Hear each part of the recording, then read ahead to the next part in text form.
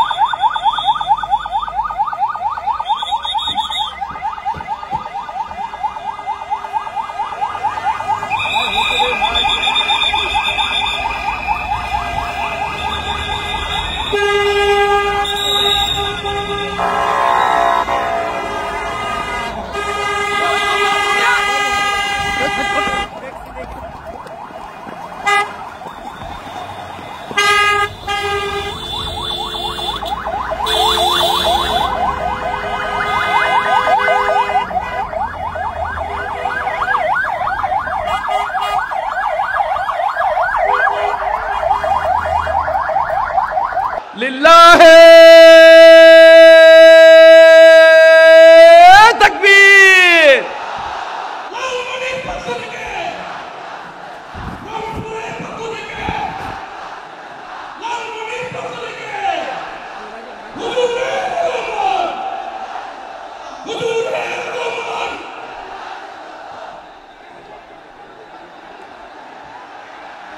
আমি একটু দেখতে চাই যে রংপুর বিভাগের কে কোন জেলা থেকে আপনারা এসেছেন। কুড়িগ্রাম থেকে কারা এসেছেন দেখি, কুড়িগ্রাম। মাশাআল্লাহ মাশাআল্লাহ। আচ্ছা, গাইবান্ধা জেলার কে আসছেন? গাইবান্ধা, মাশাআল্লাহ। ঠাকুরগাঁও, ঠাকুরগাঁও অনেকে আসছেন। দিনাজপুর জেলা থেকে মাশাআল্লাহ। নীলফামারী, ঠিক আছে, ফি আমানিল্লাহ। পঞ্চগড় অনেক আসছে। রংপুর, রংপুর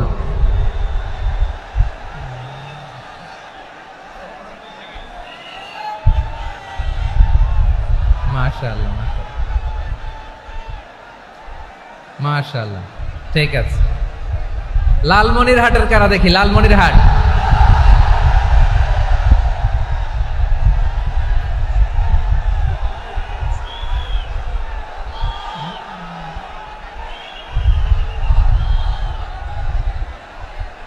মাশাআল্লাহ, মাশাআল্লাহ,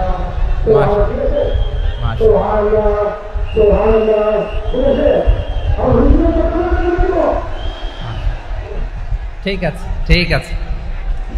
আচ্ছা, এই রংপুর বিভাগের বাইরে থেকে অন্য জেলার কারা কারা আসছেন দেখি? তাও আছে অনেকে, মাশাআল্লাহ, ঠিক আছে, ঠিক আছে।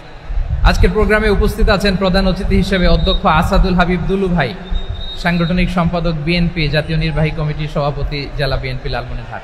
বিশেষ অতিথি হিসেবে আমাদের অনেক ভাইরা এসছেন, সবাইকে শুকরিয়া জানাই। সভাপতিত্ব করছেন জনাব আব্দুল হাকিম। আইন শৃঙ্খলা বাহিনী, প্রশাসন, ভলান্টিয়ার্স, শুনেছি আমি প্রায় ৫,০০০ ভলান্টিয়ার্স আপনারা নিয়োগ দিয়েছেন। আলহামদুলিল্লাহ, আলহামদুলিল্লাহ, অনেক গোছালো প্রোগ্রাম। আমার প্রাণ ঢালা ভালোবাসা জানবেন, আমার হৃদয়ের গহীন থেকে ভালোবাসা নিবেন, শুভেচ্ছা জানবেন সবাই। ঠিক আছে, ঠিক আছে। প্রিয় ভাইরা, আমরা আর কাল বিলম্ব না করে মূল আলোচনায় চলে যেতে চাই। আজকে যে টপিকের উপর আমি কথা বলবো, টপিকটা হচ্ছে peaceful coexistence and communal harmony, শান্তিপূর্ণ সহাবস্থান এবং সাম্প্রদায়িক সম্প্রীতি। আমাদের বাংলাদেশে সাম্প্রদায়িক সম্প্রীতি আছে না নাই? আবহমান কাল থেকে আমরা মুসলিম, হিন্দু, বৌদ্ধ, খ্রিস্টান, পাহাড়ি, নৃগোষ্ঠী মিলেমিশে একাকার, আমরা সবাই মিলে বাংলাদেশ। আওয়াজ করে বলেন ঠিক কিনা? আমাদের পারস্পরিক সম্প্রীতি, ভালোবাসা, সৌহার্দ্যপূর্ণ আচরণ, বোঝাপড়া, এটা বেশ মজবুত, বেশ মজবুত। তবে মাঝে মাঝে আমাদের এই সম্প্রীতির ভেতরে অনেকে ফাটল ধরাতে চায়। আমরা যে সুখে আছি, শান্তিতে আছি, এটা অনেকের ভালো লাগে না, ঠিক কিনা বলেন? আমাদের মধ্যে সাম্প্রদায়িক সম্প্রীতি, সৌহার্দ্যপূর্ণ আচরণ, ভালোবাসা, এটা আবহমান কাল ধরে আছে। তার প্রমাণ, আমরা তাফসিরুল মাহফিলের আয়োজন করলে আমাদের হিন্দু ভাইরা ডিস্টার্ব করে না, ঠিক কিনা? এবং আমি যদি বলি হাত তোলেন, হিন্দু ধর্মের কারা কারা এসেছেন, কত শত কত হাজার যে হাত উঠবে, আপনি অবাক হয়ে যাবেন। আমি চাচ্ছি না হাত উঠাতে। খুলনাতে সর্বশেষ যে আমি প্রোগ্রাম করে গেলাম, সেখানে কয়েকশ হিন্দু ভাই আসছে আমাদের আলোচনা শুনতে, আলহামদুলিল্লাহ। অনেক বৌদ্ধরা আসে, অনেক খ্রিস্টানরা আসে। এবার সফরেও অনেক হিন্দু ভাইরা আমার সাথে দেখা করেছে, তারা বলেছে হুজুর আমরা আপনার আলোচনা শুনি, আলহামদুলিল্লাহ বলেন। So it's our responsibility to present our religion to our non-Muslim brothers and sisters. আমাদের অমুসলিম ভাই বোনদের কাছে ইসলামের সৌন্দর্য তুলে ধরা, এটা আমাদের দায়িত্ব। We all are the ambassador of Islam. আমরা প্রত্যেকে দায়িত্বশীল, আমরা প্রত্যেকে এক একজন ইসলামের অ্যাম্বাসেডর, আলহামদুলিল্লাহ বলেন। এজন্য এমনভাবে দ্য বিউটি অফ ইসলাম, ইসলামের সৌন্দর্য আমাদেরকে ফুটিয়ে তুলতে হবে, যাতে করে নন মুসলিমরা শাহাদা পড়ে, কালিমা পড়ে মুসলমান হয়ে যায়। অনেক নন মুসলিম ভাই বোন আমাদের হাতে শাহাদা পড়ে, কালিমা পড়ে মুসলমান হয়েছে, অনেক। সো আমরা যেন ইসলামের বিউটিটাকে তুলে ধরতে পারি এবং এই যে সম্প্রীতি, এটাকে যেন আমরা অটুট রাখতে পারি। আদতে আদতে বাংলাদেশের ইতিহাস বলে আমাদের দেশে কোনো দাঙ্গা নাই, আছে? লালমনিরহাটের ভাইয়েরা আওয়াজ করে বলেন, আমাদের দেশে হিন্দু মুসলিম দাঙ্গা আছে? আমরা ভাই ভাই, আওয়াজ করে বলুন তো, আমরা কি ভাই ভাই? কিন্তু কিছু দুষ্ট লোক আছে, তারা আমাদের সম্পর্কের মধ্যে ফাটল ধরাতে চায়, ঠিক কিনা বলেন? মাঝে মাঝে ঝগড়া লাগাতে চায়। দেখবেন পত্রপত্রিকায় দেখা যায় বিভিন্ন ধর্মীয় উপাসনালয়গুলোতে হামলা চালানো হয়, এগুলো রাজনৈতিক উদ্দেশ্য প্রণোদিত, এগুলোর সাথে ইসলামের কোনো সম্পর্ক নাই। এজন্য এই দুর্বৃত্তদের ব্যাপারে আমাদের সাবধান থাকতে হবে। আমরা সবসময় যেমনি ঐক্যবদ্ধ, ইউনাইটেড, আমরা যদি এরকম ইউনাইটেড থাকি, এই সমস্ত দুর্বৃত্তদের কালো হাত ভেঙে দিতে আমাদের 1 ঘন্টাও লাগবে না। চিল্লায় বলো ঠিক কিনা? আমরা সংঘবদ্ধ থাকবো। এই যে আমাদের পিসফুল কোএক্সিস্টেন্স, শান্তিপূর্ণ সহাবস্থান। হিন্দুরা পূজা করে, যেদিন হিন্দুদের পূজা অনুষ্ঠান, আমরা ওই দিন তাফসির মাহফিল করি না, ঠিক কিনা বলেন? যেদিন আমাদের তাফসিরুল কোরআনের প্রোগ্রাম, ওই দিন আমাদের হিন্দু ভাইরা ডিস্টার্ব করে না। সুবহানাল্লাহ। হিন্দুদের পূজা অনুষ্ঠানে মাদ্রাসার ছাত্র যে পাহারা দেয়, গোটা বিশ্বে এরকম দৃষ্টান্ত নজির বিরল, ঠিক কিনা বলেন? আইন শৃঙ্খলা বাহিনীর পাশাপাশি মাদ্রাসার ছাত্ররা যে সেখানে পাহারা দেয়, গোটা পৃথিবীতে এই দৃষ্টান্ত আপনি পাবেন না। মাদ্রাসার ছাত্ররা, তারা তো কোরআনের ধারক, তারা হাদিসের ধারক, তারা কেন মন্দির পাহারা দিবে? এই সম্প্রীতিকে ধরে রাখার জন্য, এই সৌহার্দ্যকে ধরে রাখার জন্য, আমাদের পারস্পরিক ভালোবাসাকে অটুট রাখার জন্য। আওয়াজ করে বলতে হবে, ঠিক কিনা? এখন বলেন, আমাদের এই ভালোবাসা অটুট থাক, আমরা চাই কি চাই না? আমরা হিন্দু মুসলিম মিলেমিশে শান্তিপূর্ণ সহাবস্থান, সাম্প্রদায়িক সম্প্রীতি, লালমনিরহাটের ভাইয়ের আওয়াজ করে বলুন, এই সাম্প্রদায়িক সম্প্রীতি আমরা চাই কি চাই না? আল্লাহ এই দেশকে তুমি বরকতময় করো, বাংলাদেশকে তুমি শান্তিময় করো। আওয়াজ করে সবাই বলেন আমিন। এই জায়গাটাতে সামান্য একটু আওয়াজ হচ্ছিল, এটাও থেমে গেছে। আলহামদুলিল্লাহ, আলহামদুলিল্লাহ। এখন একেবারে everything is in my control. মাশাআল্লাহ। ঠিক আছে, আমি মূল আলোচনায় যাই। প্রিয় ভাইরা, আমি বলেছিলাম আমার আলোচনার বিষয় হচ্ছে শান্তিপূর্ণ সহাবস্থান, সাম্প্রদায়িক সম্প্রীতি। আমরা দেখব ইসলাম আমাদেরকে কি কি দিক নির্দেশনা দেয়। শান্ত হইতে হবে। খরগোশের কানের মতো কান দুটো আমার দিকে করে রাখেন। আমি এখনো উঠে যাব, হাত নাড়ায় লাভ নাই, আমি উঠে যাব। তাকায় থাকো আর কান খাড়া, আওয়াজ হবে না। হ্যাঁ, মাশাআল্লাহ, মাশাআল্লাহ। ঠিক আছে, আমরা দেখব যে রাসূল সাল্লাল্লাহু আলাইহি ওয়াসাল্লাম এই পিসফুল কোএক্সিস্টেন্সের জন্য আমাদের কি শিখিয়েছেন, কি কি গাইডলাইন দিয়েছেন। আমরা 1, 2, 3, 4 করে এগুলো আপনাদের সাথে শেয়ার করব। আমি আপনাদের খেদমতে সূরাতুল আনআমের 108 নম্বর আয়াত তেলাওয়াত করেছি। এখানে আল্লাহ রাব্বুল ইজ্জা ওয়াল জালাল তিনি ইরশাদ করছেন, ওয়ালা তাসুব্বুল্লাযীনা ইয়াদউনা মিন দুনিল্লাহি ফায়াসুব্বুল্লাহা আদওয়াম বিগাইরি ইলম কাযালিকা যায়্যান্না লিকুল্লি উম্মাতিন আমালাহুম সুম্মা ইলা রাব্বিহিম মারজিউহুম ফায়ুনাব্বিউহুম বিমা কানু ইয়ামালুন। রব্বুল আলামিন বলেন, গোলাম ও আমার ইমানদার বান্দারা, শোনো শোনো। ও আমার বিশ্বাসী বান্দারা, শোনো শোনো। লা তাসুব্বুল্লাযীনা ইয়াদউনা মিন দুনিল্লাহ ফায়াসুব্বুল্লাহা আদওয়াম বিগাইরি ইলম। ও আমার বিশ্বাসী বান্দারা, যারা আল্লাহকে ব্যতি রেখে, আল্লাহকে বাদ দিয়ে অন্য উপাস্যকে ডাকে, দেবীর পূজা করে, তোমরা খবরদার তাদের গালি দিও না। আওয়াজ করে বলেন, কি দিও না? আল্লাহ বলেন, ও বিশ্বাসীরা শোনো, যারা আল্লাহকে বেছে রেখে দেবীর পূজা করে, অন্য উপাস্যের পূজা করে, তাদেরকে ডাকে, ওই দেবতাদেরকে তোমরা গালি দিও না। যদি ওই দেবতাদেরকে গালি দাও, তাহলে ভুলবশত, শত্রুতাবশত তারা তোমাদের রব আল্লাহকে গালি দেবে, ঠিক কি না? তোমরা যদি তাদের দেবতাদের গালি দাও, ওরা রেগে তোমার আল্লাহরে গালি দিবে, তাহলে আল্লাহরে গালি খাওয়ানোর কারণ হয়ে গেলাম আমি, ঠিক কি না? বলেন।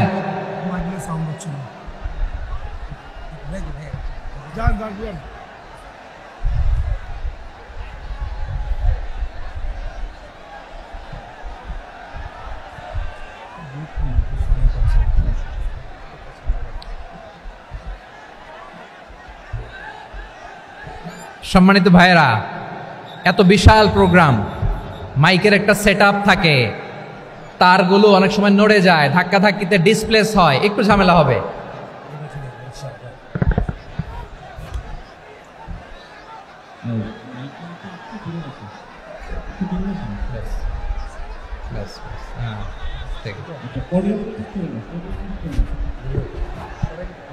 ঠিক আছে, একটু একটু সমস্যা হবে মাঝে মাঝে। আপনারা শান্ত থাকলে, শান্ত থাকতে হবে। এইভাবে সাউন্ড নাই, এই নাই, এই বলতে বলতে আমার সময়ও নাই, উঠে যেতে হবে, এগুলো বোকামি। এই বিভাগীয় প্রোগ্রামগুলোতে যাই, চিৎকার চেঁচামেচি করে তোমরা আসো, সময় শেষ আমাকে উঠে যেতে হয়। আমরা তো বঞ্চিত হলাম। গুরুত্বপূর্ণ অনেক কথা শোনাবো তোমাদের, অনেক। প্রিয় ভাইরা, আপনারা শান্ত হয়ে বসুন, শান্ত হয়ে। রব্বুল আলামিন বলেন, খবরদার বিশ্বাসীরা, আল্লাহ ছাড়া যারা অন্যান্য উপাস্যদেরকে ডাকে, দেবতাদেরকে ডাকে, তাদেরকে তোমরা গালি দিও না। ওই সমস্ত দেবতাদেরকে যদি তোমরা গালি দাও তাহলে তারা আল্লাহকে গালি দিবে, ঠিক কিনা বলেন? আমরা দেবতাদের গালি দিলে ওরা আল্লাহকে গালি দিবে। রব্বুল আলামিন বলেন, খবরদার দেবতাদেরকে গালি দিও না, তাহলে ওরা তোমার রব আল্লাহরে গালি দেবে। প্রতিটি জাতির জন্য তাদের কাজকে আমি আল্লাহ সুশোভিত করে রেখেছি, তারা সবাই একদিন আমার কাছেই ফিরে আসবে। এরপর আমি রব্বুল আলামিন তাদের আমলনামা তাদেরকে জানিয়ে দেব। সুবহানাল্লাহ পড়ে। প্রিয় ভাইয়েরা, আল্লাহ তাআলা বলেছেন খবরদার গালি দিও না। আদেশটা কার? আওয়াজ করে বলেন তো। হিন্দুদের দেবতা দেবদেবীদেরকে গালি দেওয়া যাবে না। আওয়াজ করে বলুন প্রিয় ভাইয়েরা, এই আদেশটা কার? এই আপনাদের গলার আওয়াজ। অন্য ধর্মের দেবতাদেরকে যে গালি দেওয়া যাবে না, এই আদেশটা কার? আরো জোরে বলুন, কার? গালি দিবেন কোন দেবতাকে? দিবেন? যদি দেন তাহলে ওরা আল্লাহরে গালি দিবে। তাহলে আল্লাহরে গালি খাওয়াইলো কে? আপনি, ঠিক কিনা বলেন? আমি আল্লাহকে গালি খাওয়ানোর কারণ হলাম, কারণ আমি যদি গালি না দিতাম ওরা আমার রবকে গালি দিত না। আওয়াজ করে বলেন ঠিক কিনা? তাহলে প্রিয় ভাইয়েরা, ইসলাম আমাদেরকে শিখায়, সূরাতুল আনআমের 108 নম্বর আয়াত থেকে আমরা বুঝলাম কোনো ধর্মকে ছোট করা যাবে না। অন্য ধর্মকে ছোট করা মানে ইসলামকে ছোট করা। অন্য ধর্মের দেবতাকে গালি দেওয়া মানে আল্লাহকে গালি খাওয়ানো। আওয়াজ করে বলেন ঠিক কিনা? খবরদার, এটা করা যাবে না। আর অন্য ধর্মের দেবতাকে যদি আপনি গালি দেন, ওরা ইসলাম থেকে দূরে সরে যাবে। যাও ইসলামের প্রতি আকৃষ্ট হয়েছিল আর কোনোদিন ইসলামের ধারে কাছে আসবে না। আওয়াজ করে বলেন ঠিক কিনা? এজন্য কখনো কোনোদিন অন্য ধর্মের দেবতাদেরকে গালি দেয়া যাবে না। অন্য ধর্মের কোনো দেবতাদেরকে আমরা গালি দিব না, গালি দিব না, বরং ইসলামের beauty, the beauty of Islam, ইসলামের সৌন্দর্যকে আমরা তুলে ধরব। আমরা যদি বিশ্বনবী সাল্লাল্লাহু আলাইহি ওয়াসাল্লামের জীবনের দিকে তাকাই, তাহলে আমি দেখব বিষ্ণু ইসলাম মক্কাতে কিংবা মদিনাতে অন্য ধর্মের লোকদের সাথে খুব পিসফুলি লাইফ লিড করেছেন। হোক মুশরিক, হোক খ্রিস্টান, হোক ইহুদি, বিশ্বনবী সবার সাথে মিলেমিশে ছিলেন। আলহামদুলিল্লাহ বলেন। ইসলাম হচ্ছে পিসফুল রিলিজিয়ান। অন্য ধর্মের প্রতি সহনশীলতার সবক ইসলাম আমাদেরকে দেয়। কিন্তু প্রতিটি মুসলিমের এটা মনে রাখতে হবে, আল্লাহর কাছে পছন্দনীয় গ্রহণযোগ্য ধর্ম, জীবনাদর্শ একটি, সেটা হচ্ছে ইসলাম। আওয়াজ করে বলেন সেটা কি? লালমনিরহাটের ভাইয়েরা আওয়াজ করে বলুন, আল্লাহর কাছে মনোনীত ধর্ম একটি, সেটা কি? এজন্য রব্বুল আলামিন বলেন, ইন্নাদ-দীনা ইনদাল্লাহিল ইসলাম, আল্লাহর কাছে মনোনীত গ্রহণযোগ্য অ্যাকসেপ্টেড ধর্ম মতাদর্শ একটা, সেটা হলো ইসলাম। ইসলাম ছাড়া অন্য কোনো ধর্ম যদি কেউ তালাশ করে, তার ওই ধর্ম আল্লাহ গ্রহণ করবে না। ওমাই ইয়াবতাগি গায়রাল ইসলামি দীনান ফালাই ইউকবালা মিন ওয়া হুয়া ফিল আখিরাতি মিনাল খাসিরিন।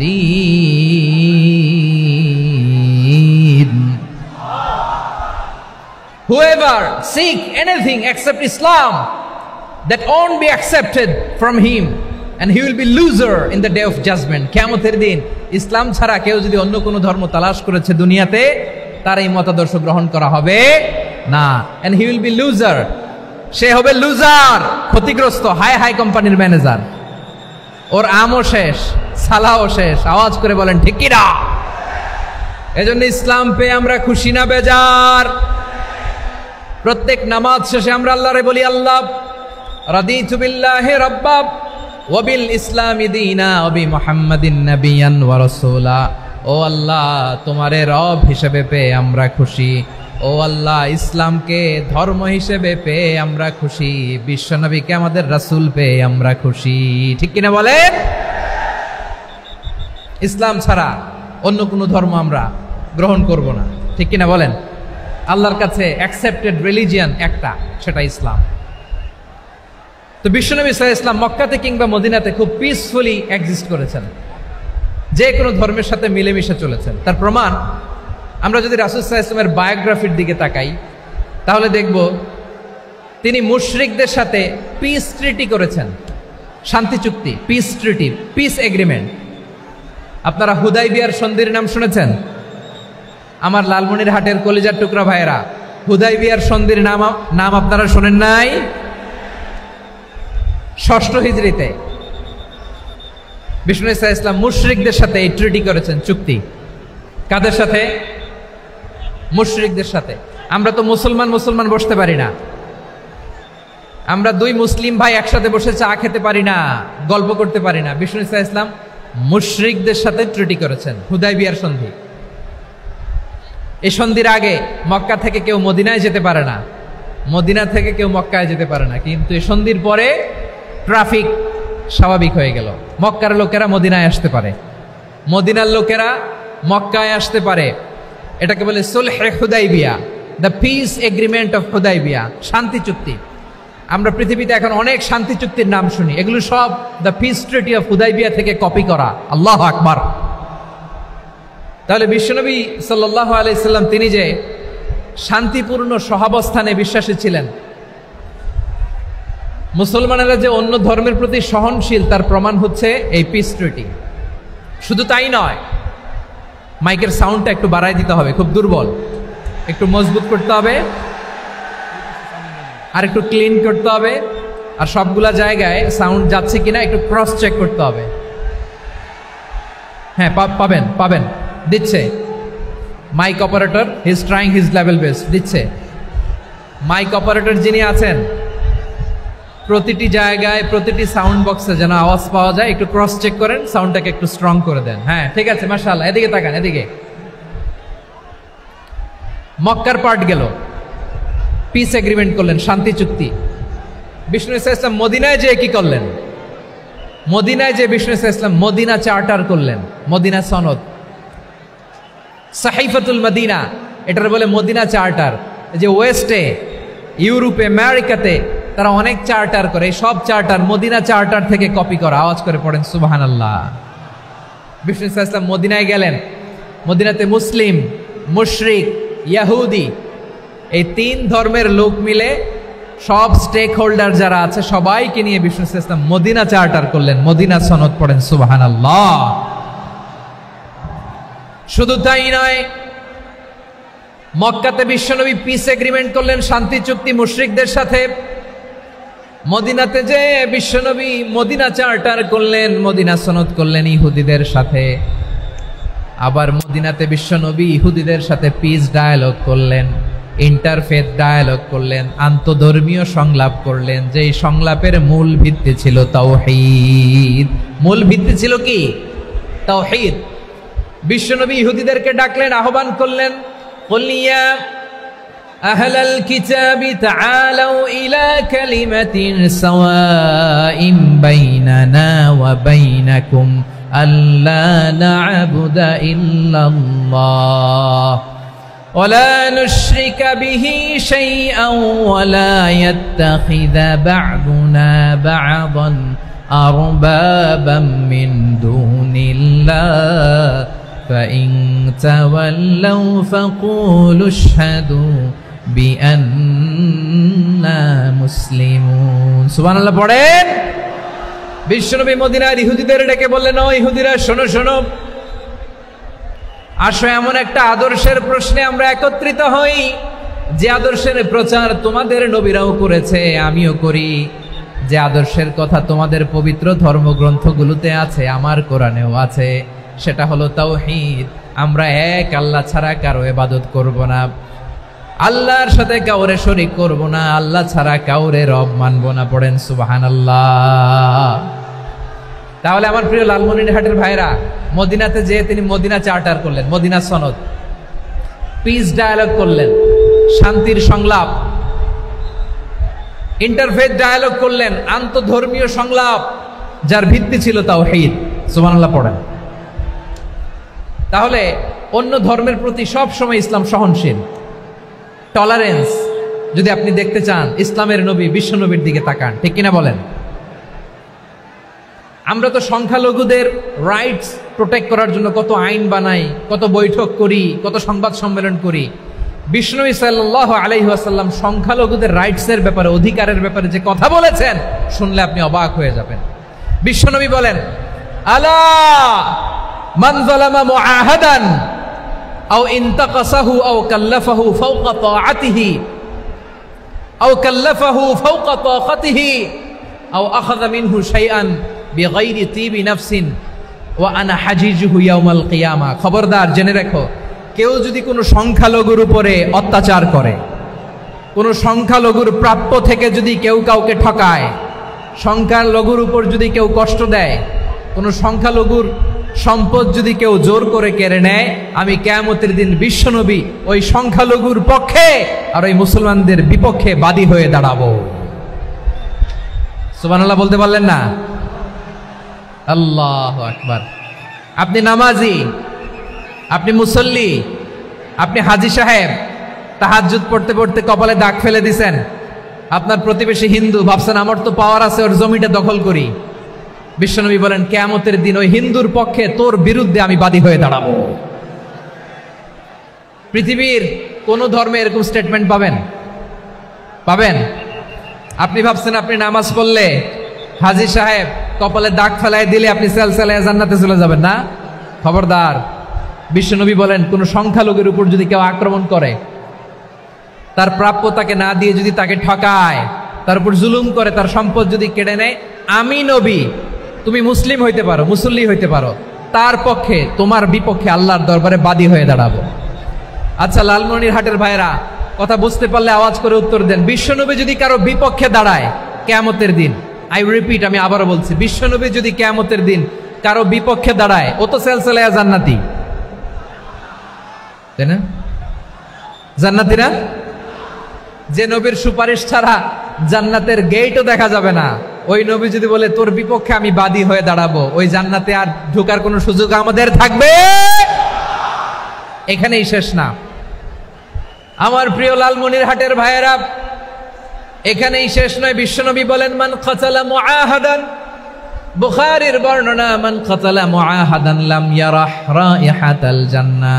কেউ যদি, কোনো মুসলিম যদি অন্যায়ভাবে কোনো সংখ্যালঘুকে হত্যা করে, কোনো হিন্দুকে হত্যা করে, কোনো বৌদ্ধরে হত্যা করে, অন্যায়ভাবে কোনো মুসলিম যদি কোনো সংখ্যালঘুরে হত্যা করে, জান্নাতে যাওয়া তো দূরের কথা, ওই মুসলিম জান্নাতের ঘ্রাণও পাবে না।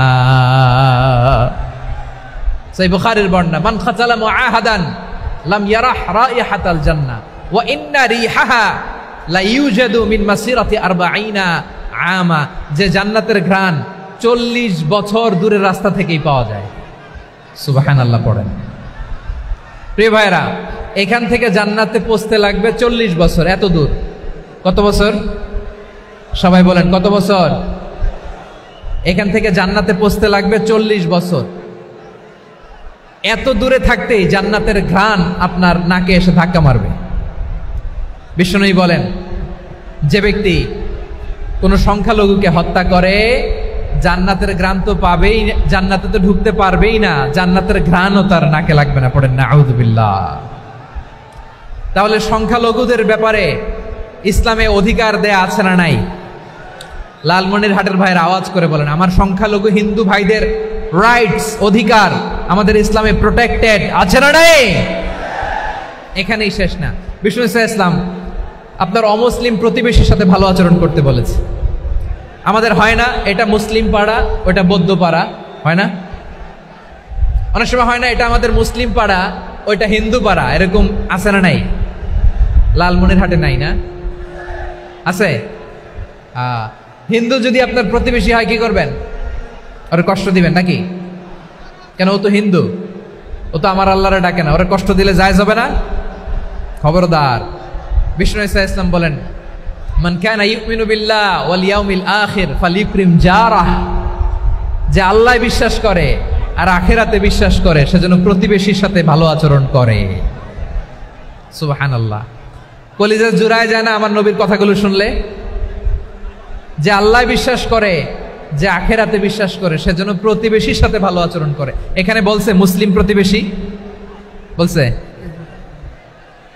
নামাজি প্রতিবেশী, বলছে আল্লাহওয়ালা প্রতিবেশী বলছে না। প্রতিবেশী আস্তিক হোক নাস্তিক হোক, প্রতিবেশী মুমিন হোক মুশরিক হোক, প্রতিবেশী হইলেই তার সাথে ভালো আচরণের দরকার আছে না নাই? আমার প্রিয় লালমনিরহাটের ভাইয়েরা, বিষ্ণু ইসা ইসলাম ওনার ইহুদি প্রতিবেশীদের দেখাশোনা করতেন। আওয়াজ না শোনা যাক, আমারও তো দেখা যায়, তাকায় থাকেন, তাকায় থাকলে সওয়াব হবে। কোরআনের কথা যেখান থেকে হয় এদিকে তাকায় থাকলেই বরকত। তাকায় থাকেন। জি জি, মাইক, আমি তার মাইক ঠিক করতে আসি না এদিকে, এই মাইক ঠিক করব, ওই মাইক ঠিক করব, ওদিকে পাইলট বলবে হুজুর চলে আসেন। জি বসুন বসুন, মাশাআল্লাহ, হ্যাঁ খুব শান্ত, ঠিক আছে। পুলিশ ভাইরা না খেয়ে দিনরাত আপনারা যাতে সুশৃঙ্খল একটা প্রোগ্রাম উপহার পান এটাই চেষ্টা করতেছে, আপনাদেরকে কষ্ট দিতে আসে নাই, একটু একটু সহযোগিতা করেন। জি মাশাআল্লাহ, হ্যাঁ ঠিক আছে।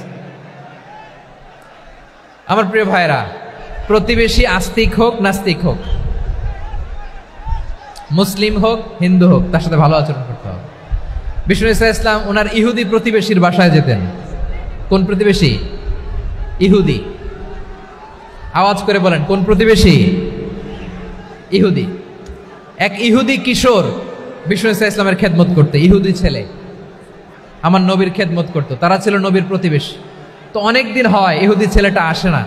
বিষ্ণুনবী খোঁজ দিলেন, ঘটনা কি? একটা ইহুদি ছেলে না আমার খেদমতে আসতো, ছেলেটা কই? খোঁজ নিয়ে জানলেন ছেলেটা অসুস্থ। বিষ্ণু ইসা ইসলাম ওই ইহুদির বাড়িতে চলে গেলেন ওই ছেলেটাকে দেখা করার জন্য, ভিজিট করার জন্য। সুবহানাল্লাহ পড়বেন না? গেলেন, যে দেখে ইহুদি ছেলেটা মুমূর্ষ, জান জান যায় যায় ভাব, বিছানায় পড়ে আছে, তার বাবা দাঁড়ানো। বিশ্বনবী তার মাথার পাশে বসলেন, মাথায় হাত বুলিয়ে দিলেন, আর ছেলেটাকে বললেন আসলিম, হে ইহুদি ছেলে আসলিম, ইসলাম ধর্ম গ্রহণ করো। তো ছোট্ট ছেলে ভাবে আমরা ইহুদি, এখন ইসলাম ধর্ম গ্রহণ করলে আব্বা যদি বকা দেয়, ফানাযারা ইলা ওয়াজহি আবি, ছেলেটা তার বাবার চেহারার দিকে তাকালো, দেখি আব্বা কি কয়। আব্বা যদি বলে তাইলে ইসলাম ধর্ম গ্রহণ করবে। ইহুদি ছেলেটা তার বাবার দিকে যখন তাকালো, ওর বাবা বলে আতি আবুল কাসিম, আবুল কাসিম যা বলে তাই করো। আবুল কাসিম হচ্ছে বিষ্ণু ইসা ইসলামের একটা কুনিয়াত, উপনাম। আমার রাসূলের বড় ছেলের নাম ছিল কাসেম। যেমন দেখবেন আমাদের এলাকায় কারো ছেলের বড় ছেলের নাম যদি হয় আব্দুল্লাহ, এরা আব্দুল্লাহর বাপ বলে ডাকে। কারো বড় মেয়ের নাম যদি হয় ফাতেমা, এরা কি ডাকে? ফাতেমার বাপ বলে না? তো বিষ্ণু ইসা ইসলামের বড় ছেলের নাম ছিল কাসেম। ইহুদি বাবা বলল আতি আবুল কাসেম, আবুল কাসেম যা বলে তাই শোনো, মানে মোহাম্মদ যা বলে তাই শোনো। এই কথা শুনে ছেলে সাহস পাইছে, ছেলে আবার পড়তে আরম্ভ করলো আশহাদু আল্লাহ ইলাহা ইল্লাল্লাহ ওয়া আশহাদু আন্না মুহাম্মাদার রাসূলুল্লাহ, পড়েন আল্লাহু আকবার। বিশ্বনবীর আহ্বান শুনে ওই আহ্বানে সাড়া দিয়ে ইহুদি ছেলে শাহাদা পড়ে মুসলমান হয়ে গেল। তার হৃদয়টারে ঈমানের নূর দিয়ে আলোকিত করে দিল কে? প্রিয় ভাইরা, এবার রাসূল সাল্লাল্লাহু আলাইহি ওয়াসাল্লাম বের হয়ে আসলেন ঘর থেকে, আর বললেন আলহামদুলিল্লাহিল্লাযী আনকাযাহু মিনান নার, প্রশংসা সে আল্লাহর যে আল্লাহ জাহান্নামে চলে যাচ্ছিল প্রায় এমন একটা লোককে মুহূর্তের মধ্যে কালেমায়ে শাহাদাতের বদৌলতে জান্নাতি বানায় দিলেন। আওয়াজ করে পড়েন সুবহানাল্লাহ। এই হাদিস থেকে আমরা কি শিখলাম? What is the moral of the story? এক নম্বর স্টোরি হলো, প্রতিবেশী ইহুদি হোক হিন্দু হোক, যাবেন, সুসম্পর্ক রাখবেন, উপহার দিবেন, বিপদে পাশে দাঁড়াবেন, তাইলেই তো আপনাদের প্রতি, মুসলমানদের প্রতি তারা আকৃষ্ট হবে, ঠিক কিনা বলেন?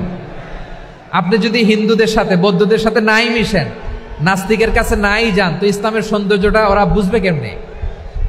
আমার অনেক হিন্দু পরিচিত ভাই আছে, ওরা আমাদের ইফতারির প্রোগ্রামে এসে একসাথে ইফতারি করে।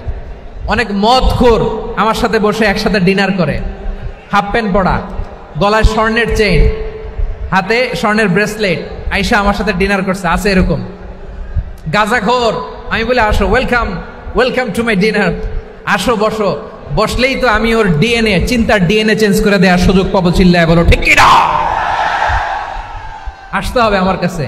Hour door is open, the door of Islam is open 24/7। সব সময় আমাদের ইসলামের দরজা আমার অমুসলিম ভাইদের জন্য খোলা আছে না নাই? এই হাদিস থেকে দুইটা শিক্ষা। এক নম্বর শিক্ষা, প্রতিবেশী মুসলিম হোক অমুসলিম হোক, যান, অসুস্থ হইলে একটু আপেল নিয়ে যান, আঙ্গুর নিয়ে যান, কমলা নিয়ে যান, তাদের সাথে ভালো আচরণ করেন। ইসলামের বিউটি দেখে, সৌন্দর্য দেখে অবাক হবে, নসিব ভালো হলে কোনোদিন কালিমা পড়ে মুসলমান হয়ে যাবে। ঠিক কিনা বলেন? তাহলে অমুসলিমের সাথে ভালো সম্পর্ক। বিশ্বনবী ইহুদির বাড়িতে গেলেন, ইহুদির বাড়ি, আর আমার মুসলমান ভাই আমার কাফের বলে, এরকম আছে না নাই? মুসলিমরা দেখতে পারে না, সহ্য করতে পারে। বিশ্বনবী সাল্লাল্লাহু আলাইহি ওয়াসাল্লাম ইহুদির বাড়িতে গেলেন, এটা একটা শিক্ষা। আরেকটা শিক্ষা হলো, ভাইরা ধাক্কা মারে এসে সামনে এসে কি লাভ? প্রোগ্রাম তো শেষ হচ্ছে, এখনই শেষ হচ্ছে। তো এই যে আমাদের বকশি ভাই ওয়াদা নিল, হাত তোলালো, মিম বলে এত কথা বলল, তো আমি জেলায় জেলায় যে খালি হাত নাড়াই তোমাদের জন্য নাকি? হ্যাঁ, হাত নাড়াই শুধু। এই ধাক্কাইতে ধাক্কাইতে এদিকে এসে হাত নাড়াইতেছে, হয়েছে তো, দেখলাম তো, ঠিক আছে, মাশাআল্লাহ, অনেক সুশৃঙ্খল, অন্যান্য যে কোনো জেলার জন্য সুশৃঙ্খল। আমার দিকে তাকাও, আমার দিকে তাকাও, ঠিক আছে। এই যে দাঁড়িয়ে আছে, একটা ছেলে নড়ে না, দেখছেন? মাশাআল্লাহ, মাশাআল্লাহ, মাশাআল্লাহ। হ্যাঁ, এইভাবেই। আর কয়েকটা মজাদার কথা আছে, শোনো।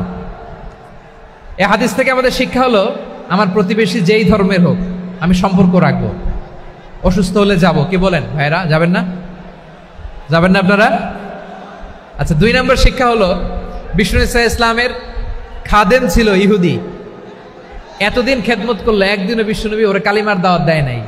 কারণ কি? বিশ্বনবী একটা ভালো সময়ের অপেক্ষা করতেছিলেন, প্রপার টাইমিং। দায়ীর কাজ হচ্ছে দায়ী ইলাল্লাহ, সে হচ্ছে সুযোগ সন্ধানী। দায়ী সুযোগ খোঁজে, কখন দাওয়া দিলে ব্যাটে বলে হবে, ঝোপ বুঝে কোপ মারে। ঠিক কিনা বলেন? বিষ্ণু ইসলাম ভালো সময়ের অপেক্ষা করতেছিলেন, দেখি ভালো সময় আসুক আসুক আসুক আসুক। আস্তে আস্তে এমন সময় আসছে, ছেলে এবার মুমূর্ষ। অসুস্থ ব্যক্তির হৃদয় অত্যন্ত নরম থাকে। হসপিটালে যখন কেউ যায় তার হৃদয়টা বড্ড নরম থাকে, মৃত্যুর ভয়ে তার অন্তরটা নরম থাকে। ঠিক কিনা বলেন? এই প্রপার টাইমিং এর অপেক্ষা করতেছিলেন। যখনই টাইমিং পেয়েছেন, দাওয়াত দিলেন, পড়ো লা ইলাহা ইল্লাল্লাহ, সুবহানাল্লাহ পড়েন সবাই। তাহলে ইসলাম অমুসলিম প্রতিবেশীর সাথে ভালো আচরণ করতে বলে। ইসলাম অমুসলিম মাতা পিতার সাথেও ভালো আচরণ করতে বলে। মাতা পিতা যদি অমুসলিম হয়, তারা ফেলে দিতে পারবেন? পারবেন? আমার লালমনিরহাটের ভাইরা, অনেক হিন্দু ছেলে আমাদের হাতে শাহাদা পড়ে মুসলিম হয়, কিন্তু ওর মা মুসলমান হয় নাই, বাবাও হয় নাই। এরকম আছে না নাই? তো ও হয়েছে মুসলিম, মা বাপ হিন্দু, এখন মা বাপ কি বাদ?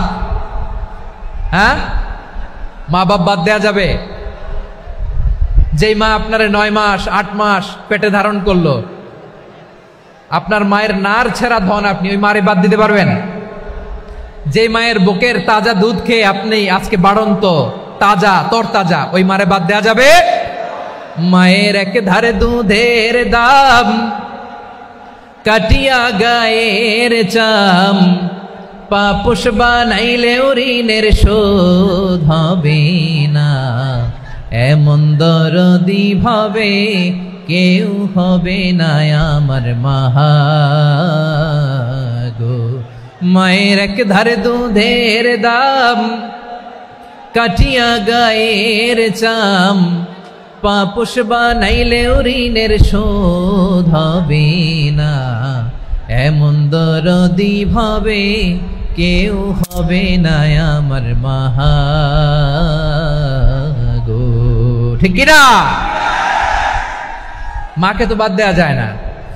وَقَضَى رَبُّكَ أَلَّا تَعْبُدُوا إِلَّا إِيَّاهُ وَبِالْوَالِدَيْنِ إِحْسَانًا।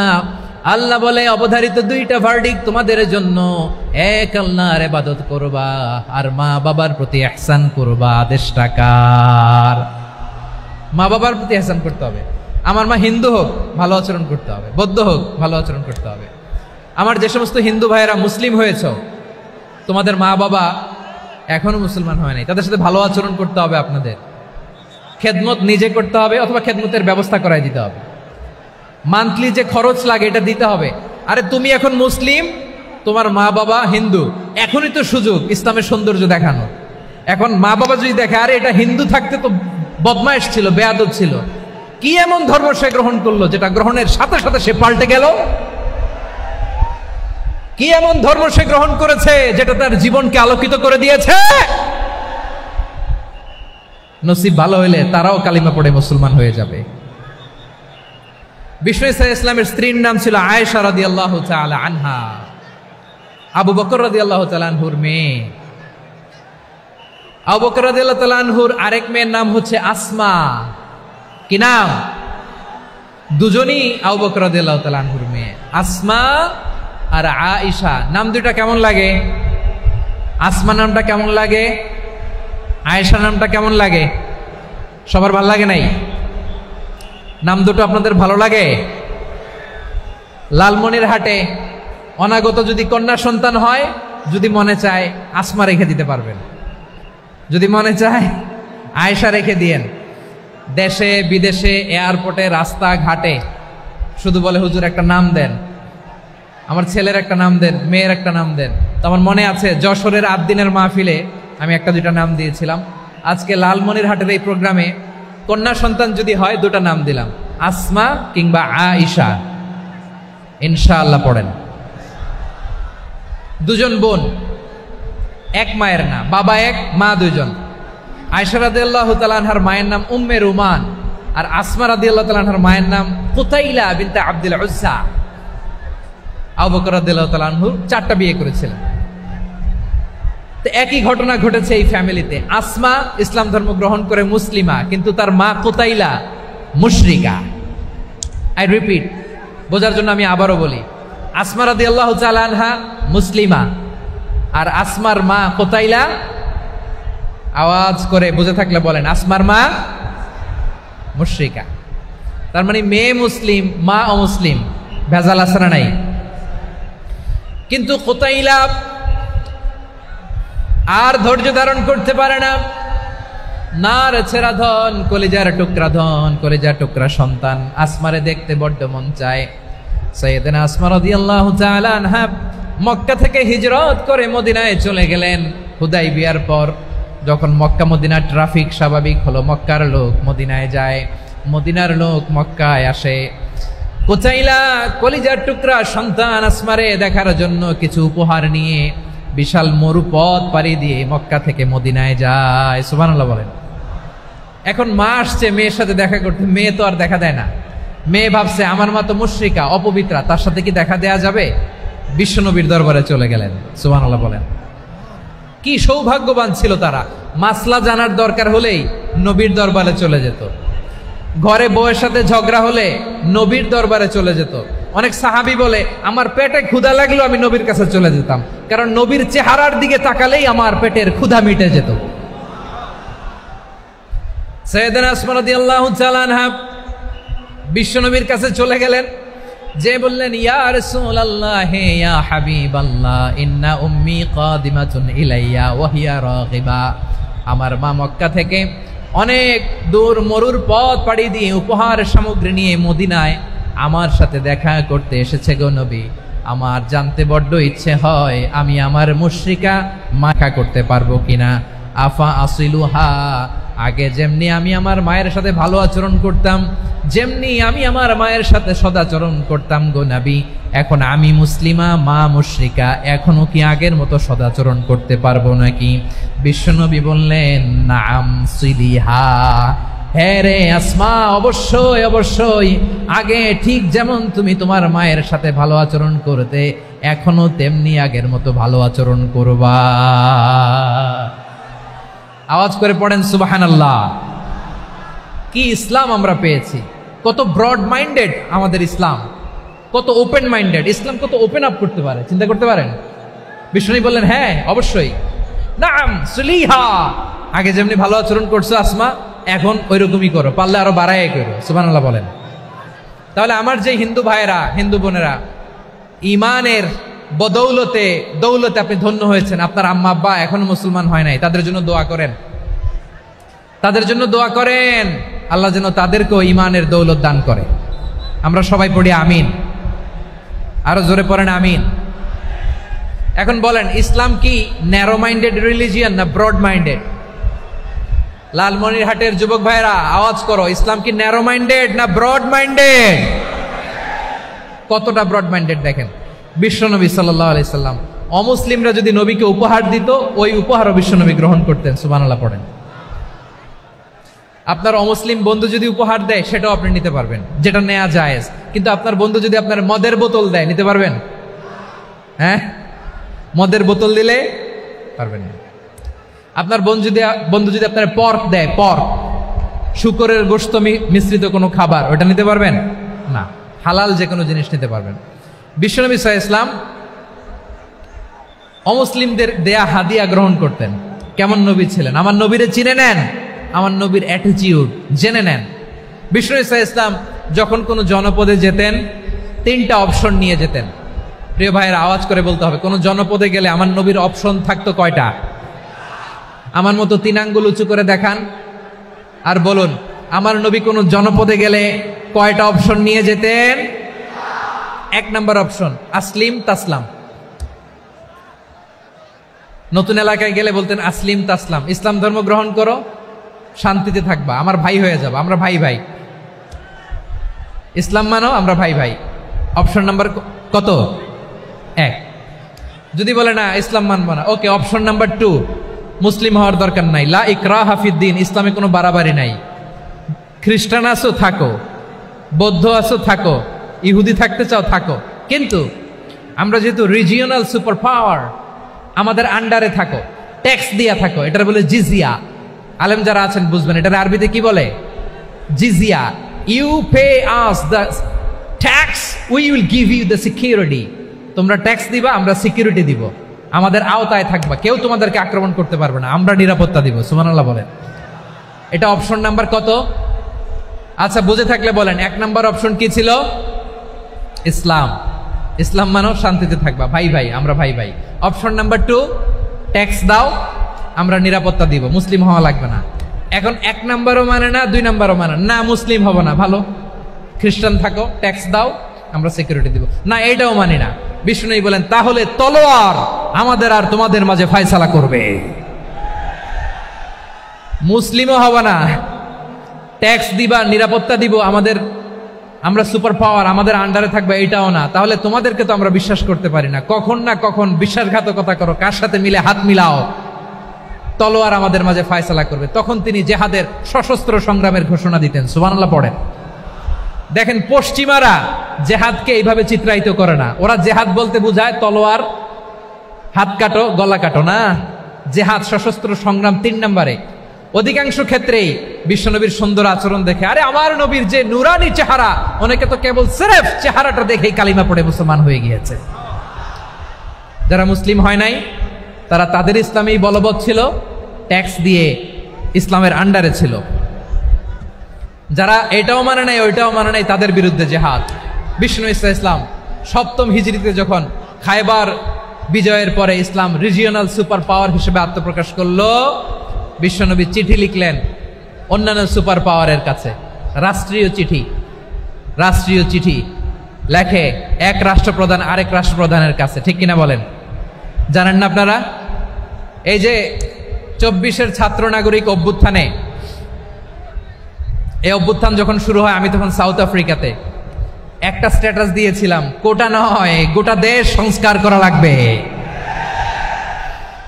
শুধু বাংলাদেশ নয়, সারা বিশ্বের বাংলা ভাষাভাষী লোকেরা এই আন্দোলনের সাথে সমর্থন তারা করেছে, এটাকে সাপোর্ট করেছে, তারা সমর্থন দিয়েছে। আমাদের ইউনাইটেড আরব আমিরাতের বাংলাদেশি ভাইয়েরা, তারা সেখানে রাস্তায় নেমে এসেছিল, জানেন? ওইখানে ডেমনস্ট্রেশন করা যায় না, সেখানকার সরকার তাদেরকে যাবজ্জীবন দিয়েছিল। তখন আমাদের এই যে প্রধান উপদেষ্টা ডক্টর মোহাম্মদ ইউনূস সরাসরি G2G বলে, এটারে G2G, government to government, G2G, উনি চিঠি লিখলেন যে তাদেরকে, ইউর হাইনেস, হে সম্মানিত আমির, আপনি আমার এই চিঠির কারণে আমার সম্মানে এই 53 জন বাংলাদেশিকে মাফ করে দেন। এই চিঠির বদৌলতে বেকসুর খালাস পেয়ে গিয়েছিল আমাদের ভাইরা। জানেন না এই ঘটনা আপনারা? তাহলে গভর্নমেন্ট টু গভর্নমেন্ট চিঠি দেওয়া হয়। 7ম হিজরিতে বিষ্ণু ইসলাম সব সুপার পাওয়ারের কাছে চিঠি দিলেন, রোমান সম্রাটের কাছে, পারস্য অধিপতির কাছে, মিশরের অধিপতির কাছে, সবার কাছে চিঠি লিখলেন। চিঠির ভাষা ছিল এরকম, মিন মুহাম্মাদিন রাসূলিল্লাহ ইলা মুকাওকিস আযীমিল কিবত, মুহাম্মদ রাসূলুল্লাহর পক্ষ থেকে মিশরের বাদশার কাছে, আসলিম তাসলাম, ইসলাম মানো, শান্তিতে থাকবা, সালামুন আলা মান ইত্তাবা আল হুদা, শান্তি তার জন্য যে হেদায়েতের অনুসরণ করে। সুবহানাল্লাহ পড়েন।